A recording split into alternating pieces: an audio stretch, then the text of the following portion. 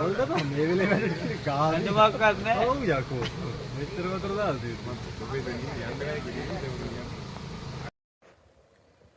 ඕන් අයියා උඹ ඊයේනේ ගෙනාවේනේ. ඔන්න උඩ පිටුරේ තියෙන ඊයේ ගෙනත් දීපු ගමන් ගාව ෆොටෝ එක. ඕන් අද ෆොටෝ එක. ඔව්. හරිනේ. කොහෙද මම ඉතින් කෑම පිරිමහන්නේ හංගන්න නැතුව මේ. ආච්චි කනවද හොන ඔය කනවා බං ඉතින්. කොම්බේ. නෝ. අර දෙල්ලත් කනවා යකෝ අයියෝ මන්ද පව් බං.